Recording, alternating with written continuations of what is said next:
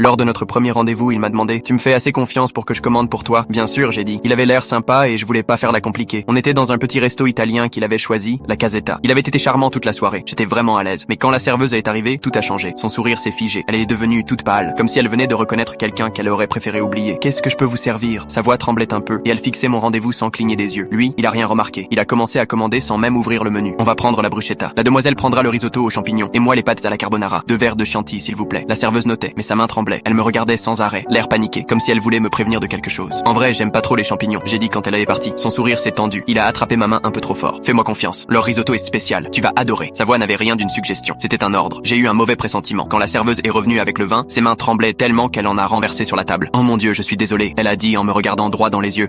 Je vais vous en apporter un autre. Elle a pris mon verre et est partie presque en courant. Lui, il a serré la mâchoire. Le service ici est d'habitude impeccable. Il a marmonné. Comment il pouvait savoir ça? Il connaissait déjà le menu, les serveurs, même le prénom du patron. Tu viens souvent ici? J'ai demandé. Son regard a un peu changé avant qu'il sourit. Quelquefois, c'est un bon endroit pour les rendez-vous. Les rendez-vous au pluriel. Mon estomac s'est noué. L'entrée est arrivée. En 5 minutes, il avait regardé sa montre 3 fois. La serveuse repassait sans arrêt, même quand on avait besoin de rien. Elle remplissait les verres déjà pleins, me demandait si mon vin allait, alors que j'y avais même pas touché. Puis le barman était sorti lui-même avec les plats. C'était bizarre. Il a posé ses pattes et en attrapant mon assiette, il a accidentellement cogné mon verre. Oups, pardon, je vous en apporte un autre. Avant que je dise quoi que ce soit, il l'a pris, l'a vidé dans l'évier et en a rempli un nouveau. Cette fois avec une autre bouteille qu'il avait cachée sous le comptoir. Quand il me l'a ramené, la serveuse, adossée au mur, nous regardait avec un visage terrorisé. Toute l'équipe avait l'air en panique. Et moi, je comprenais rien. Je vais aux toilettes, j'ai dit d'un ton nerveux. Dans le miroir, une femme en robe noire se lavait les mains. Nos regards se sont croisés et d'un coup, elle m'a attrapé le bras. Pars maintenant. Bois rien, mange rien, retourne pas là-bas. Cours. Puis elle est sortie avant que je puisse parler. Mon cœur battait à fond. Tout le monde agissait comme si j'étais en danger, mais je savais pas de quoi. Je suis resté là, figé, jusqu'à ce que la serveuse entre. Ça va? Elle a demandé, sans son ton joyeux d'avant. J'ai secoué la tête. Qu'est-ce qui se passe? Elle a vérifié la porte, les yeux pleins de larmes. Ce mec, il vient ici depuis 6 mois, à chaque fois avec une femme différente. Il commande toujours pour elle, toujours le risotto aux champignons et le vin maison. Et à chaque fois, une demi-heure après, la fille commence à se sentir mal, étourdie, confuse, elle tient plus debout. Il la racle ensuite vers sa voiture et ils partent. J'ai senti mes jambes flancher. Combien? 4 qu'on a vu. Elle a murmuré. On a appelé la police, mais sans preuve, ils peuvent rien faire. Aucune des filles n'est jamais revenue. Alors le barman a vérifié les caméras. Il les drogue discrètement quand elles regardent ailleurs. C'est pour ça qu'on changeait ton verre, elle a ajouté. Il a jamais eu le temps d'y toucher. Tout s'est éclairé d'un coup. Les interruptions, les regards, la panique du personnel. Toute l'équipe s'était liguée pour me sauver, sans que je le sache. Et lui, il était encore là-bas, en train d'attendre que je revienne, croyant que j'allais boire le verre qu'il pensait avoir déjà empoisonné.